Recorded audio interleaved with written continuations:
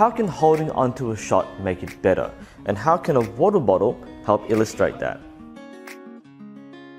When people get into archery, there tend to be a couple of polarized habits. One is when people release the string as soon as they reach anchor, so it becomes quite an impulsive, instinctive shot. And the second is when they hold onto the shot for far too long and they just don't let go. And the advice that comes from this is either hold on for just a bit longer and therefore get your back tension right or aim a bit more, or to learn to trust yourself, feel the shot and let go. This tends to make people gravitate toward a certain rhythm of shooting, where once you follow a certain shot process, you get in and out within a certain time. To help illustrate this, I'm going to demonstrate what many will recognize as a linear shot or continuous motion.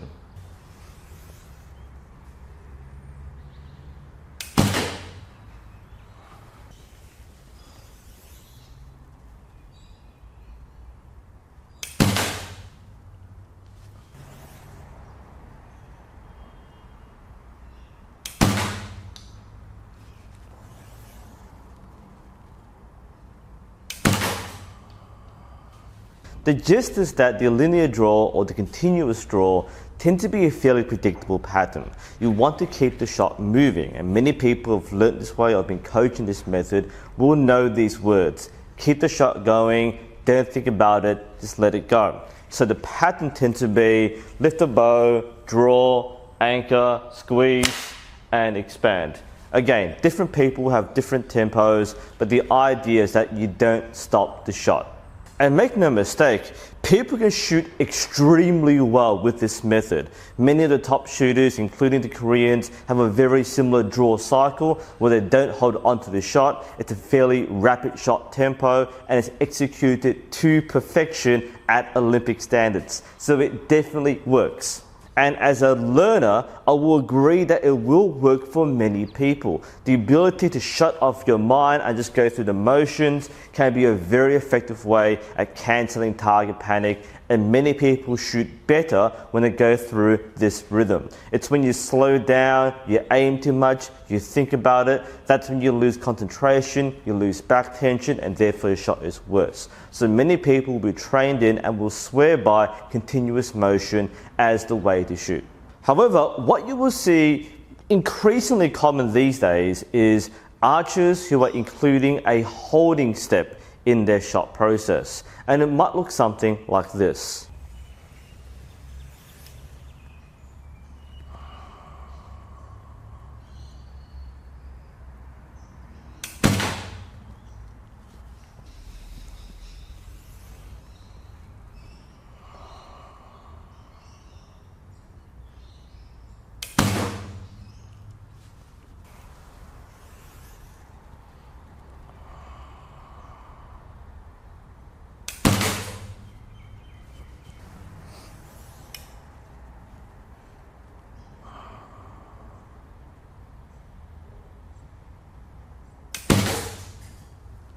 To demonstrate this without the bow, I'll walk through the KSL Shot Cycle, which prominently features holding.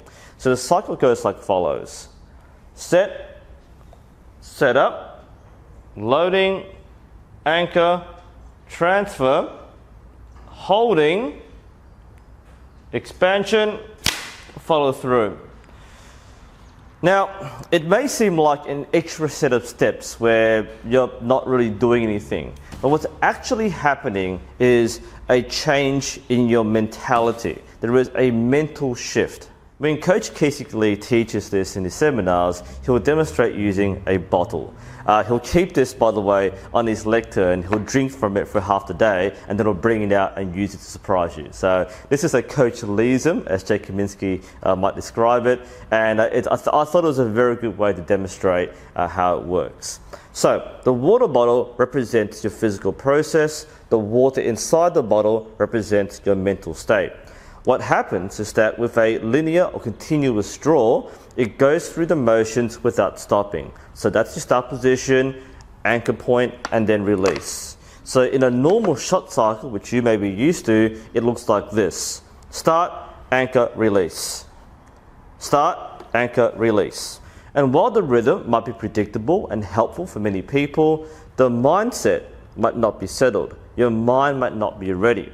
So when you're going through the physical motions, mentally, it is still fairly erratic. Now, what this could represent is a breakdown in the mental process. So while you may be shooting very consistently and your tempo is very good, you might find yourself breaking down in your mental process. And this may lead to target panic as you go through a muscle memory motion without paying attention to what's going on in your process. And the goal of the holding step is to ensure that you have the chance to get your mind still. So implementing a holding step might look like this. You have your start position, you draw an anchor, and you hold. And during this step, the water in the bottle is allowed to settle. Then, once it's ready, you execute the shot. So again, start position, draw, anchor, hold, and then execute. And if you watch carefully, you will see that in the several seconds that it takes for the water in the bottle to settle, your mind will also focus. So from the beginning, start, draw, and anchor, and then execute. The rationale behind this, according to Coach Kasich Lee, is that in this process, you want to recognize that there is a transfer between the conscious and the subconscious states. In KSL, you are conscious of all the motions you are going through from the set position to your draw, anchor, and transfer. So these are movements which you need to be conscious of. However, once you reach your full draw, these movements no longer need to be in focus. So you then go from thinking about everything you do to thinking about just one thing, and that is to look at the target and then choose to expand and then to follow through. And that's a shot execution. So with that in mind, going through the process again, set up, loading, anchor, and transfer. In this position, I'm now in holding, and that's the phase, and I should be able to maintain this hold and then decide when to expand.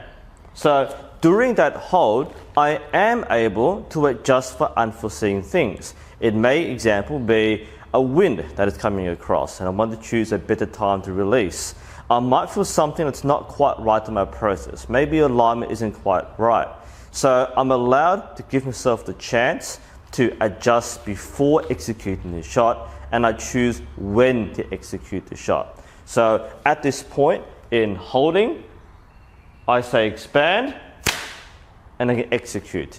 The expansion is like a green light. So it's kind of like, if you're reversing this, the hold is like the amber light, and expand is the green light. So holding is when you know you're about to, but you choose when to go.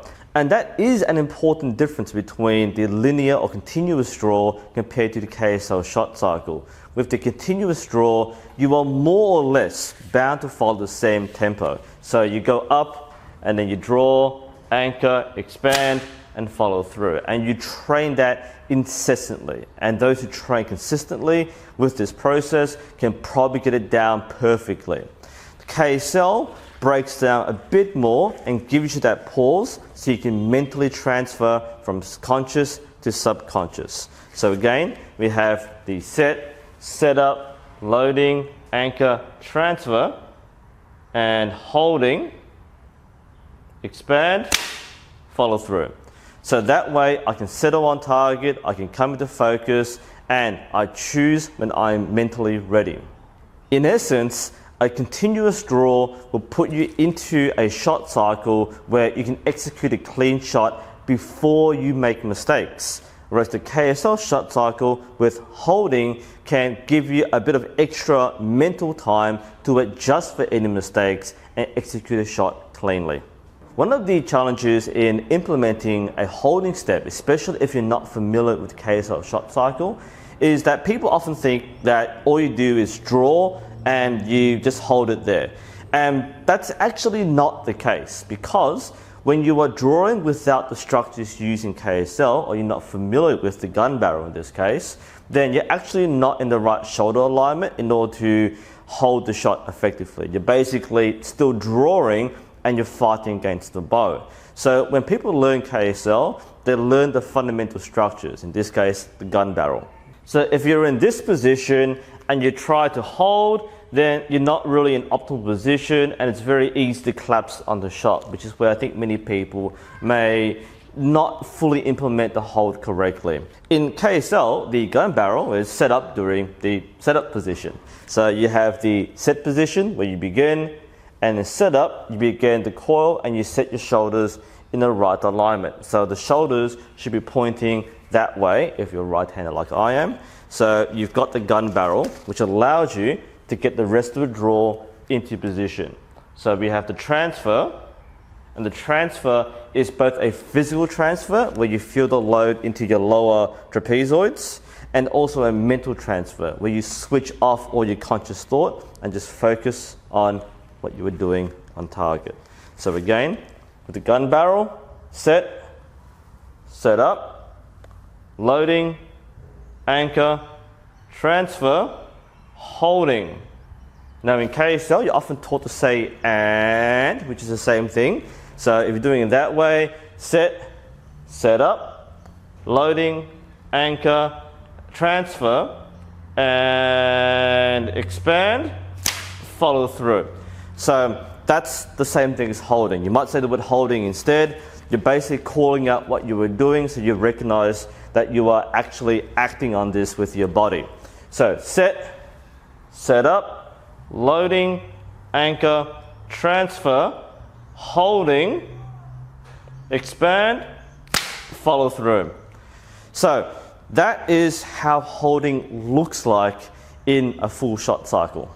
Now you don't have to follow the KSL shot cycle to use holding. If you're using a different draw cycle, you can work it in. Just bear in mind that structurally it might not be the most efficient method, but it does help with the mental process. And that really is the main benefit of the holding step.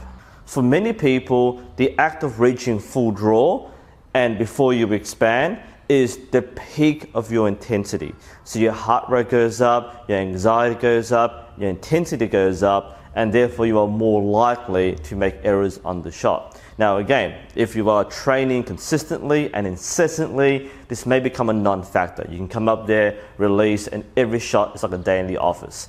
Very easy, automatic, no thought behind it. Holding is a step where you deliberately slow down the process and reduce intensity. You control the intensity.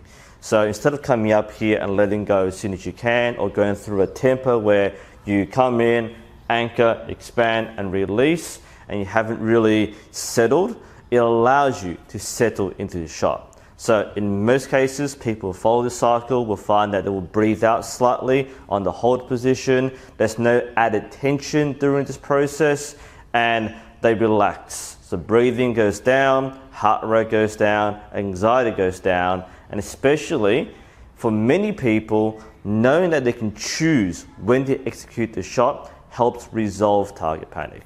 Because you aren't driven by the desire to follow a rhythm or timing, which continuous draw can build up, it breaks down that force of habit, and therefore you can calmly collect yourself before the shot, get into position, and then choose when to execute. And again, I don't want to argue that one is objectively better. I just want to help you understand why people do these things. You will see top Korean shooters shoot continuous draw and just bang the target every single time and win gold medals. You'll also see someone like Brady Ellison, who will have the hold step, and he will say that no two releases will feel exactly the same. And I think that highlights the difference between a continuous draw and a draw cycle which uses holding.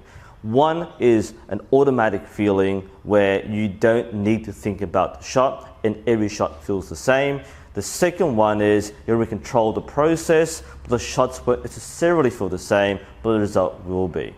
So that's the idea of holding. Again, you might have different results, but it's something which, if you're having trouble focusing on your shot cycle, if you're experiencing symptoms of target panic, you may find that introducing holding into your process may be very helpful for you.